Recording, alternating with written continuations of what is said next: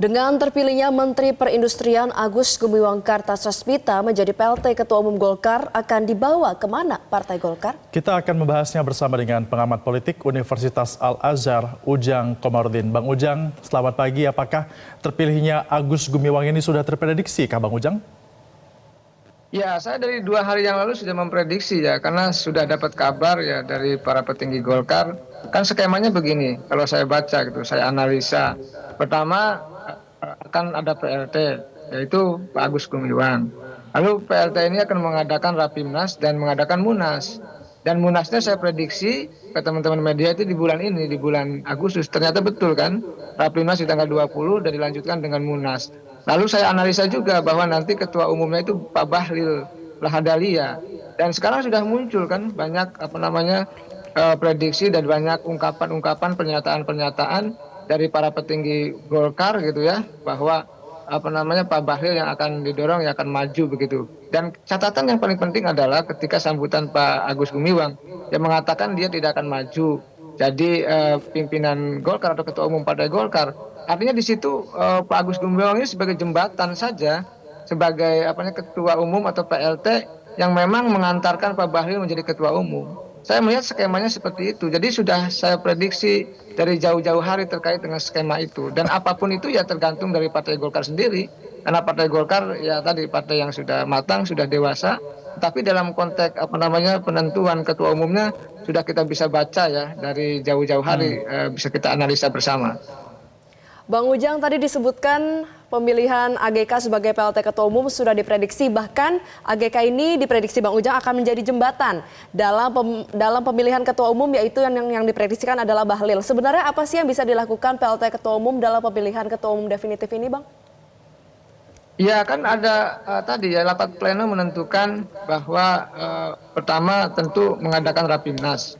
Rapimnas di tanggal 20 gitu ya. Nanti lalu langsung Munas. Munas itu kan penentuan ya. Rapimnas itu ya biasanya pertemuan-pertemuan pimpinan DPD se-Indonesia Partai Golkar gitu. Lalu dilanjutkan dengan Munas. Nah, ini saya mengatakan bahwa ya inilah mekanisme organisasi Partai Golkar yang harus ditempuh agar nanti ketua umumnya yang terpilih katakanlah siapapun, seandainya Pak Bahlil itu ya legitimit gitu, tidak melanggar aturan, kan itu yang sedang dicari jalan keluarnya. Nah, lalu tadi mengadakan Rapimnas, lalu mengadakan Munas, tentu ya dalam konteks itu ya mengadakan mengambil kebijakan pilkada ya. Tetapi saya melihat bahwa ya tadi tugas Pak Agus Gumiwang hanyalah mengantarkan Partai Golkar hingga Munas jadi 20 Agustus di bulan ini. Setelah itu kan sudah ada ketua umum barunya terpilih. Dan saya boleh prediksi namanya kan sudah muncul ya. Kelihatannya arah-arahnya kepada Pak Bahlil begitu. Nah, ketika ini diarahkan kepada Pak Bahlil sebagai calon ketum yang baru, apa urgensinya sehingga harus diputuskan dalam waktu dekat, bahkan ini maju dari rencana awal setelah Pilpres harusnya diadakan Munas itu? Ya ini kan ada skema ini ya, kalau bahasa saya skema luar ya, skema pihak luar yang memang ingin cawe-cawe di Partai Golkar. Kan tidak ada asap jika tidak ada api. Pak Erlangga tidak akan mengundurkan diri kalau tidak ada problem, kalau tidak ada permasalahan, kalau tidak ada tekanan, kan itu. Lalu juga kalau kita prediksi, Munas Murni itu kan di bulan Desember. Di Desember itu akan ada Munas Murni, gitu, Munas formal dari Partai Golkar, tetapi dimajukan. Artinya ada pengunduran diri, ada pemajuan Munas, itu pun sebenarnya kan sangat hati-hati Pak Agus Gumiwang mengatakan Munas atau Munaslup. Karena itu kan ada perspektif yang negatif kalau disebut Munaslup, makanya disebutnya Munas yang dimajukan. Tetapi apapun itu, saya ingin mengatakan bahwa ya tadi Partai Golkar sedang mencari aturan-aturannya agar sesuai dengan mekanisme Munas tersebut. Nah, dalam konteks saya sih mengatakan dalam konteks Munas ini ya sangat jelas, sangat clear bahwa ini adalah ada intervensi dari invisible hand, dari kekuatan luar. Nah, kenapa misalkan Pak AGK, kalau saya analisa Pak AGK ini dekat dengan Pak Erlangga, dekat dengan Pak Jokowi. Jadi paling tidak di tengah. Nah, dalam konteks itu menjadi jembatan. Kenapa Pak Bahlil? Kita tahu Pak Bahlil dekat Pak Jokowi, dekat dengan kekuasaan. Nah, masyarakat pun ya sudah cerdas ya, tidak bodoh lagi dalam konteks kita bisa memprediksi dan menganalisa politik baik di Partai Golkar maupun dalam konteks menganalisa politik-politik nasional. Nah, saya melihat ya Partai Golkar punya caranya sendiri, punya mekanismenya sendiri memang dalam konteks menentukan calon ketua umumnya. Nah, dalam hal ini inilah yang menjadi menurut saya ya menurut hemat saya bahwa apa yang terjadi di Partai Golkar ini bukan karena tadi pengunduran resmi Pak Erlangga yang murni, bukan karena memang usulan kader ya, karena memang ini ada intervensi dari kekuatan luar begitu, dan itu kan dikonfirmasi oleh apa namanya Pak Yusuf Hamka ya, Pak Yusuf Hamka ketika pasca Pak Erlangga mundur, beliau juga mundur, lalu juga mundur juga dari pencalonan pilkada, dan dia mengatakan bahwa apa namanya politik itu sangat keras dan sangat kasar gitu kan, dan mengatakan juga bahwa ada kekuatan luar yang memang besar dan punya kekuasaan dalam konteks tadi ya, kalau bahasa saya ya, kalau saya sambungkan, yang tanda petik mendongkel Pak Erlangga begitu. Oke. Di 20 Agustus nanti berpeluang untuk mengubah ADART. Dalam skenario itu mungkinkah terbuka perubahan klausul? Misalnya Presiden Jokowi menjadi Ketua Mahkamah Tinggi Partai Golkar. Ya kalau ya bisa-bisa saja, mungkin saja. Apa yang tidak mungkin di politik? Pak Jokowi bisa akan mengondisikan Mahkamah Konstitusi, lalu juga kemarin Mahkamah Agung juga selesai gitu ya. Artinya anak-anaknya bisa lolos semua di MK maupun di Mahkamah Agung gitu. Apalagi di partai politik, itu sangat mungkin dan sangat bisa. Kalau hanya sekedar merubah ADART, apalagi diadakan secara munas, yang munasnya sudah kita bisa prediksi. Oleh karena itu ya tadi, walaupun dibantah gitu apapun gitu ya, tidak ada intervensi, tidak ada apa namanya tadi gejolak-gejolak, tetapi saya melihatnya bahwa ini adalah sebuah cara mekanisme agar Golkar manut pada kekuasaan, kira-kira seperti itu. Kalau ada dikatakan bahwa Golkar dia adalah merupakan partai yang dewasa seperti itu, AGK bilang seperti itu, Golkar merupakan partai yang dewasa. Sedewasa apa seharusnya tindakan yang dilakukan Golkar jelang pilkada nanti? Ya tentu harus melakukan tindakan-tindakan terukur ya. Ada indikatornya, ada parameternya, khususnya dalam konteks mempersiapkan calon-calon kepala daerah. Ini kan pasti semua partai termasuk Golkar ingin menang. Maka ketika menang ya misalkan kebijakan yang sudah dibuat Pak Erlangga, sudah merekomendasi calon-calon, itu ya jangan terlalu banyak dirubah. Walaupun salah satu wakil ketua umum mengatakan bisa aja ada perubahan.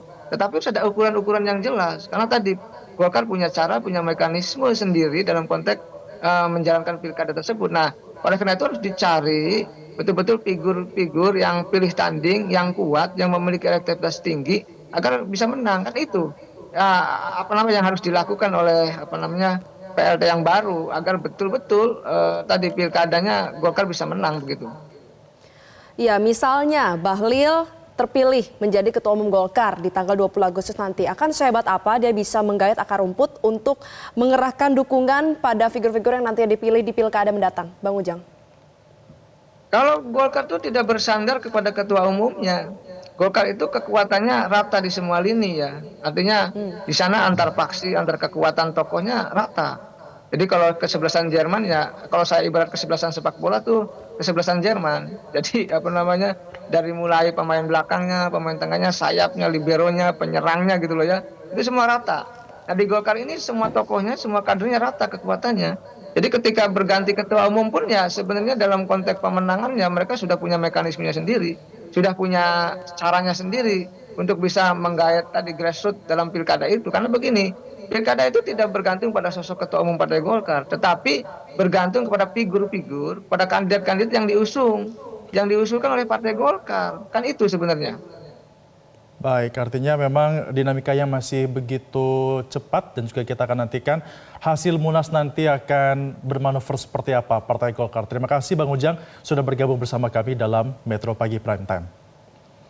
Sama-sama, selamat pagi. Kita beralih ke informasi selanjutnya. Pemirsa, yakni Presiden Joko Widodo membantah isu dirinya ikut campur atau cawe-cawe dalam keputusan pengunduran diri Erlangga Hartarto dari Ketua Umum Partai Golkar. Jokowi menegaskan keputusan Erlangga itu tidak ada kaitannya dengan dirinya.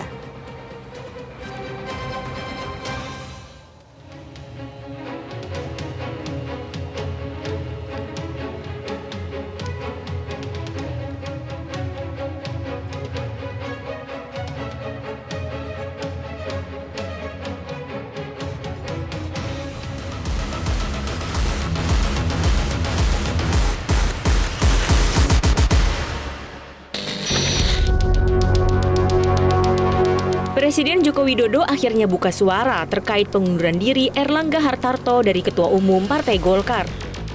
Presiden memastikan tidak ikut campur dengan apa yang terjadi di internal Partai Golkar.